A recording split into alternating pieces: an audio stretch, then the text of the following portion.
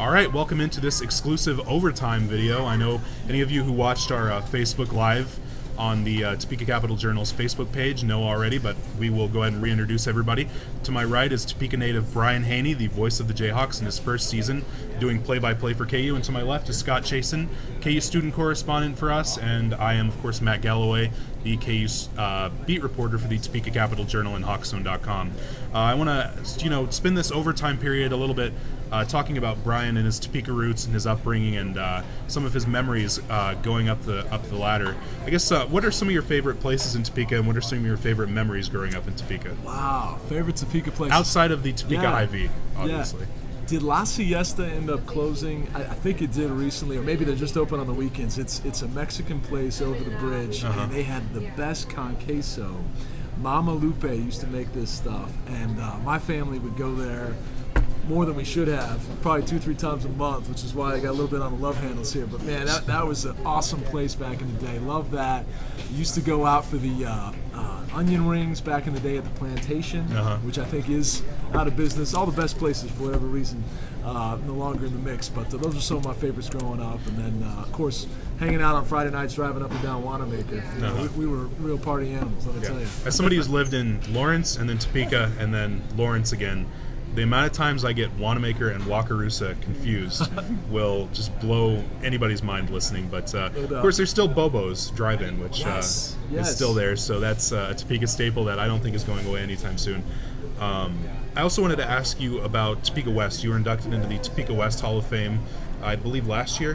What was that experience like for you, and how important was Topeka West? You obviously talked about your mentors, but how important was Topeka West and the Chargers growing up, and what was the kind of sports scene like at Topeka West when you were coming up? Well, that was a huge honor, and to this day I'm still trying to figure out how I got in, because I was a JV golfer who probably averaged scores in the upper 80s on a good day, and no, I made it in as a broadcaster, and I was just incredibly blessed to get to go through that experience last fall. And Corey Wilson, my mentor at Topeka West, was a big reason why I got in. But had a chance to help with him pioneer the broadcasting department on the sports side of things at Topeka West back in 1998, which is crazy to think that's been almost 20 years now. My 20-year anniversary reunion's coming up here in another year.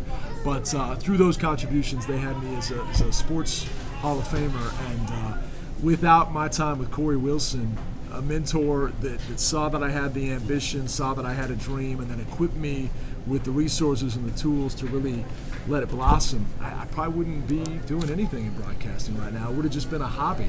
But he gave me the chance to call play-by-play of Topeka West football and basketball my last couple of years there, which led to an internship with Mike Mans at KMAJ, calling games on the high school girls and high school boys circuit for the TIT and all kinds of things here in the capital city. And again, it all goes back to those days at Topeka West, where an educator saw a student that had a vision and then changed what they currently did to equip this student with what he needed to really let that grow and develop. And so I'm forever indebted to him. And he's a teacher that's actually retiring at the end of this spring after 40 years.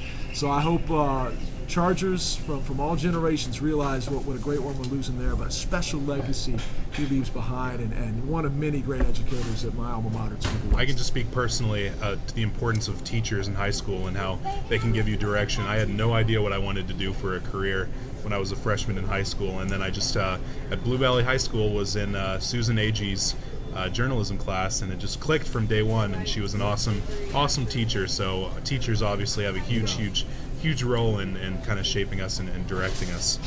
You graduated from KU in 2002, correct? Yep. So what are some of your memories of doing basketball or baseball and women's basketball? And I also want to know when was the first time you filled in on either football or men's basketball, and what are some of your memories of being that pinch hitter? Yeah, well, my first men's basketball fill-in for Bob Davis was a Canadian exhibition tour. I want to say it was 2004. Went to Vancouver. This was back when C.J. Giles was coming in as a freshman, if that kind of helps date it a bit, early in the Self era. And 4 games up there north of the border. And I don't know how much listenership we had, but that was a big deal for me to get to fill in for a legend like Bob Davis. And it ended up being the first of 15 calls that I had filling in for him over about an 8-year stretch. And the reason why I left KU to go to Texas Tech wasn't because I wanted to leave. I didn't want to uproot from my home here in the Sunflower State and my alma mater at KU. But I wondered if they would truly hire the backup and the understudy, or if it would be one of those always a bridesmaid, never a bride type things. So after cutting my teeth as his backup, I was able to leave for 4 years at Texas Tech, be a voice of the Red Raider, Big 12 conference announcer for those 4 years, which put me in a position to come back home. But I'll never forget that first chance I got and what that meant as a 24-year-old. And I was actually working alongside Brett Ballard, who was my color analyst that particular week. He's now Danny Manning's top assistant at Wake Forest. They'll be taking on K-State on is it Tuesday night or Wednesday night they're playing? I think it's Tuesday night. Yeah, that's really exciting. And so to see how far both of us have come since then, since calling games up in Vancouver at UBC versus KU way back in 2004, it's been quite a journey. Just as an aside, you got to know Bill Self when he first came in. You were obviously around him, and you've gotten to know him more now doing Hawk Talk. See, he seems like the same guy. It seems like he's still a straight shooter, same guy he was back then. Is there anything different about Bill Self than your second go-around when you came back from Lubbock? Tell you what, I'm going to tell you a story that's really personal, and I've not told this in a public forum before, so we'll see if I should or shouldn't have told it. But it speaks to Bill Self, the person. I got married when I was really young. I was 21 years old. I was even younger than Scott, and thought I had love and life and everything figured out.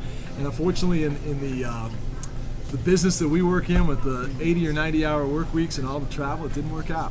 And we left on amicable terms. All that's fine, and I've been single ever since. But Coach Self found out that I was going through that at the age of 26 years old, and he called me into his office, and he gave me a pep talk, just like he'd talk to Landon Lucas before he shoots the game-winning free throws down in Waco. And he looked me in the eye and he said, "Hanni, you're a stud." He's like, "Life's going to be fine." All the time I got people asking me to set him up with a good guy. Well, Hanni, you're my guy. And he told that, and he'd only known me for a couple of years at that point, but he felt like I needed some encouragement in that moment. Now, how many years later, 12 years later, he still hasn't set me up with anybody, done it.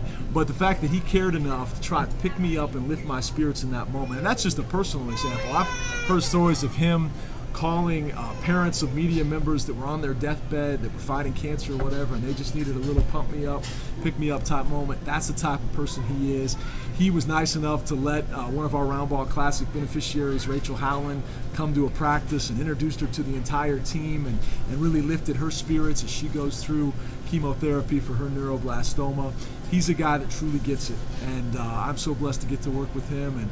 And we've had a relationship for 14 years now, and I hope it lasts for the rest of both our lives, and at least 14 more on the court, because obviously life around Kansas basketball with him at the helm is as good as it gets anywhere in the country. Who knows, maybe we'll be at Big 12 streak number 27 or 28 by that point. Wouldn't that be amazing? Yeah, I just wanted to ask, because obviously, especially with Hawk Talk, you see it's the same it's the same Bill Self, but sometimes he'll the way he answers and kind of he's more playful. I think the word would be to say when he talks with you on there. Is there any quality about him you've noticed that he's gotten more comfortable with you, that maybe in that setting that he's like to have more fun? I know Gurley always mentions that sometimes he'll set him up like, "Hey, ask me about this," and then he'll ask him and he'll look at him, "What are you talking about? What a terrible question." Has he started to mess with you at all like that? Not like he does with Greg, because they go all the way back to the early 90s, and that's a truly special dynamic there. But it has been interesting working on this side of the table with him as opposed to being a general media member for the first decade of our relationship. And it's taken some getting used to on how he likes to have certain things asked and that kind of thing, but he makes it so easy, and he's so much fun to be around. And I always tell people that you get asked that question on a first date or something, if you could have any superhero power, what would it be? Matt would want to fly, Scott might want x-ray vision for reasons we won't get into.